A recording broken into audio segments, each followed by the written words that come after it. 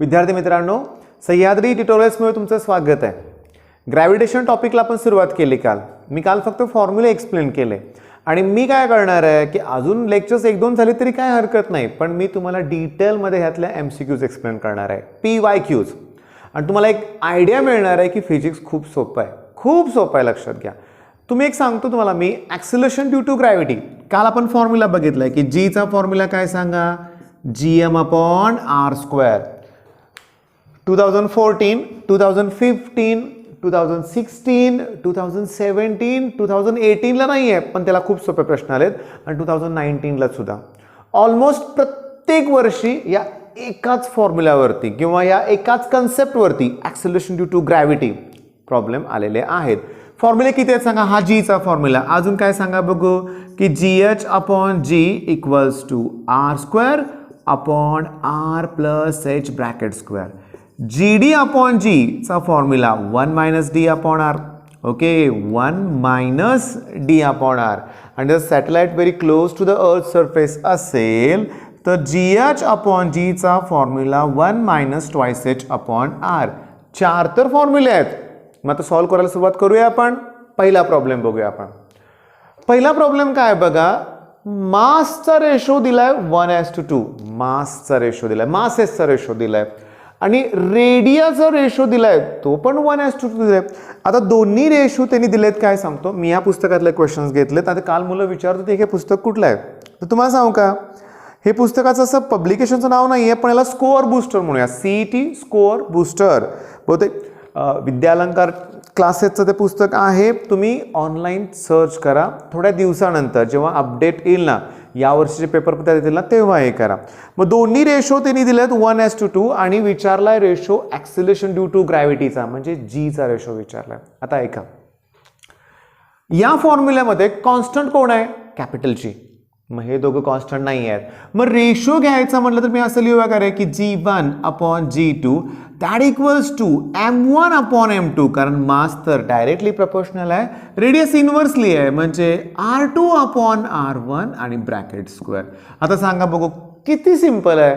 मासचा ratio 1:2 दिलाय. चला मग मासचा रेशो 1:2, रेडियसचा रेशो पण 1:2 जरी दिला असला तरी तर R2/R1 असल्यामुळे तो 2:1 घेणार आणि 2:1 पण स्क्वेअर केला की 4:1. चला 4ला 2 ने डिवाइड करा, 2 येणार, म्हणजेच 2:1 आन्सर येणार आहे.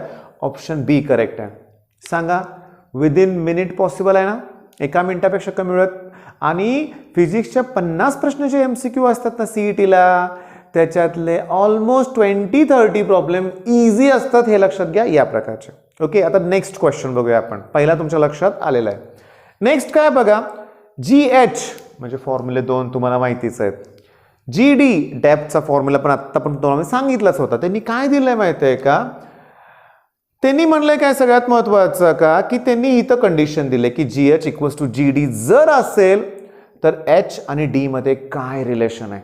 आता सांगतो, GH आणि GDच्या व्हॅल्यू जर इक्वल दिल्या असतील तर ह्या दोन फॉर्म्युल्याला तुम्ही कम्पेअर करू शकता. ही GH/G रेशो आहे, हा GD/G. लेफ्ट साइड जर इक्वल आहे तर राईट साइड पण इक्वल असणार, त्यांनी दिलंय. म्हणजे मी असं लिहू शकतो की 1 - d/r equals to 1 - h/r. Actually हे मी परवा पण एक्सप्लेन केलं बरं का. असू दे, डबल काय हरकत नाही, तुमच्या एक लक्षात येईल. आपण PYQs घेतोय. तुमचं काम काय सांगू का, तुमच्या नोट्स तयार करा. ओके, ह्याची परत रिव्हिजन तुम्हाला करावी लागणार आहे, हे लक्षात घ्या. आता होणार काय, 1 ला 1 cancel, minus sign cancel, R पण कॅन्सल होत आहे, D equals to twice H. D equals to twice H, answer D correct आहे. आलं का लक्षात तुमच्या. आता तिसरा प्रॉब्लेम जो आहे ना, तो फळ्यावर तुमच्या समोर आहे, तो आता बघूया आपण. ते दिले काय बघा, value of acceleration due to gravity म्हणजे G at height H above the earth surface is G/4. आणि मग H आणि R मधलं रिलेशन विचारलंय. सांगू का, हे माझं पार्ट आहे. G ची व्हॅल्यू 1/4 रिड्यूस होते, म्हणजे 25% रिमेनिंग आहे. 25% रिमेनिंग आहे, 75% रिड्यूस होते. याचा answer H equals to R, हे माझं पार्टच झालंय. तुम्हाला शिकवता. पण आता बघूया ना प्रूफ त्याचा. समजून घ्या, मी हा फॉर्म्युला वापरणार आहे GH/G चा. ओके, आणि हे जे हाईटची व्हॅल्यू आहे ना, ती दिले त्यांनी G/4, म्हणजे GH व्हॅल्यू काय दिले, G/4 upon G, and that equals to R² आणि R plus H bracket square. Okay, तुम्हाला एक मला सांगायचं काय सांगू का, बोर्डच्या एक्झामला ना, बोर्डला टफ कॅल्क्युलेशन असतात, लक्षात घ्या. लॉग टेबल वापरावं लागेल, सीईटीत नाही. बघा आता जीला जी कॅन्सल, म्हणजे इकडे 1/4 उरलंय, बरोबर आहे. 1/4चं स्क्वेअर रूट किती, 1/2. ह्याचं square root R upon R plus H, करा ना क्रॉस मल्टिप्लिकेशन, मग आर प्लस एच इकडे येईल, बरोबर आहे. आणि आरला 2 न मल्टिप्लाय करा, ट्वाईस आर येईल. आता हे +1 तिकडे मायनस होतील आणि ट्वाईस आर मधनं आर गेले की आर, म्हणजेच मला h = r उरलं. आन्सर माझं तर करेक्ट आहे. एवढी प्रॅक्टिस होणार आहे आपली. तुम्हाला मी सांगू का, तुम्ही जेव्हा फिजिक्सचा पेपर द्याल ना सीईटीच्या वेळेस, तुम्ही म्हणणार आहे सगळे क्वेश्चन्स तुम्ही घेतलेले आले, कॅल्क्युलेशन सुद्धा करावं लागलं नाही. बघा ना, बरं हा प्रश्न कसा येऊ शकतो, इथे g/4 दिलंय, त्याच्याऐवजी 25% of that value on the surface of earth असं म्हणतील, किंवा रिड्युस्ड टू 25% म्हणतील, किंवा रिड्युस्ड बाय 75%. म्हणजे कळालं का तुम्हाला, जेव्हा रिड्युस्ड बाय म्हणलं जातं ना, तेव्हा ते 100 मधून मायनस करायचे. रिड्युस्ड टू 25% आहे ती व्हॅल्यू घ्यायची. ओके, आता 3 प्रॉब्लेम झाले. लगेच आपण आता पुढचे प्रॉब्लेम बघूया आपण. आता नेक्स्ट क्वेश्चन जो आहे तो बघा, डेप्थ, म्हणजे ठीक आहे डेप्थ रिलेटेड आहे. फॉर्म्युला काय रे आपला, की GD/G that equals to 1 - D/R. Okay, मग आजचा फॉर्म्युला आठवतोय क्वेश्चन, थर्ड वन, जी ची व्हॅल्यू g/4 दिली होती, म्हणजे ॲट हाईट h. इथं काय दिलंय बघा, त्यांनी दिलंय 1/n टाइम्स होते त्याची व्हॅल्यू, म्हणजे d ची व्हॅल्यू g/n टाइम्स होते. 1/n म्हणजे g/n ना, आपण आता g that equals to 1 - D/R. आणि त्यांनी डेप्थ विचारलंय. ठीक आहे, आता समजून घ्या, ह्या g ला हे g कॅन्सल होणार, इथं 1/n आहे, मग 1/n = 1 - D/R. आणि तुम्हाला d ची व्हॅल्यू फाइंड आउट करायची आहे. मग मी हे मायनस इकडे प्लस घेतो, D/R that equals to 1 - 1/n. Cross multiplication करूया, मग मला d ची व्हॅल्यू काय मिळेल माहिती आहे का, की n - 1/n आणि हे अपॉन आरचं इंटू r करा, आणि ऑप्शन सी बघा करेक्ट आहे, n - 1/n. ऍक्च्युली सांगू का, याला तुम्ही ॲज अ शॉर्टकट पण समजू शकता. समजा 1/4 टाइम्स होते ॲट डेप्थ, 1/4, मग n ची व्हॅल्यू 4 आली की नाही, मग 4 - 1 3, 3/4, म्हणजे 3r/4 ही डेप्थ असणार आहे. आता 1/6 टाइम्स होते, तर 5/6 आलं का लक्षात. पण तुम्हाला खरं सांगू का, कधी कधी मग या फॉर्म्युल्यात आणि या फॉर्म्युल्यात कन्फ्युजन होईल तुमचं. त्यापेक्षा बेस्ट वे, या कॅल्क्युलेशनला काही जास्त वेळ लागत नाही, पटकन व्हॅल्यू पुट करून तुम्ही करू शकता. मग फायनल कन्क्लुजन काय याचा, की फॉर्म्युले 4 आहेत ॲक्सिलरेशन ड्यू टू ग्रॅव्हिटीचे. एकदा करा ना, आणि हा व्हिडिओ डाउनलोड करा, तुमच्या मित्रांबरोबर शेअर करा. 6-7 तर प्रॉब्लेम आहेत, टोटल 7 प्रॉब्लेम आहेत या कन्सेप्टवरती. ठीक आहे, आता 5वा बघूया. A hole is drill halfway to the centre of earth. म्हणजे सांगू का, ती डेप्थची व्हॅल्यू त्यांनी r/2 दिले, हे कळालं का तुम्हाला.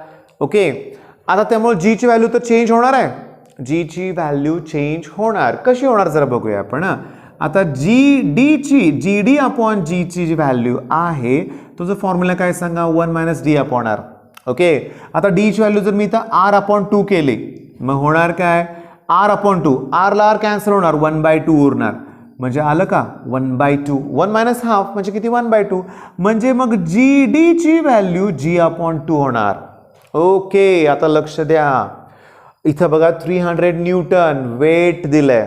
वेटचा फॉर्म्युला असतो mg. बघा की वेटचा फॉर्म्युला mg, याचा अर्थ weight directly proportional to g. आता g ची व्हॅल्यू हाफ होते, म्हटल्यावर वेट पण हाफ होणार ना. आलं का लक्षात. मग मला सांगा, 300 न्यूटनचं हाफ केलं की 150 न्यूटन आन्सर येणार आहे. काही अवघड नाही आहे. ओके, मग मी डेप्थ म्हटल्यावर डेप्थचा फॉर्म्युला आपण वापरला, तर वेट हे g ला डायरेक्टली प्रोपोर्शनल आहे. नेक्स्ट क्वेश्चन आहे 2019. कराल का बघा, बघू. ॲज अ होमवर्क तुम्हाला देतोय, नाहीतर आपला व्हॉट्सअप ग्रुप आहे, त्याच्यावर मी सोल्युशन तुम्हाला देईनच, हे लक्षात घ्या. ओके, आता acceleration due to gravity on the planet whose mass and radius is half the earth will be. Okay, पहिलाच प्रॉब्लेम रिपीट झाला. आता मास आणि radius half that of earth दिलंय. बघा, मग मी काय म्हणतो, त्या प्लॅनेटचं मास अर्थच्या हाफ आहे.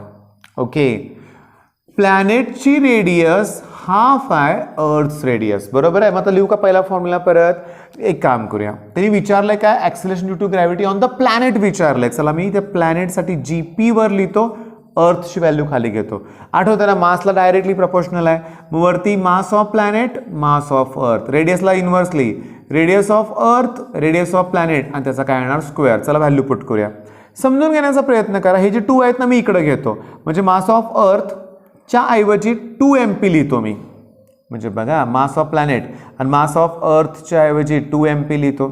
रेडियस ऑफ अर्थच्या ऐवजी पण 2 RP लिहितो मी. म्हणजे इथं लिहितो 2 RP अपॉन RP आणि त्याचा स्क्वेअर.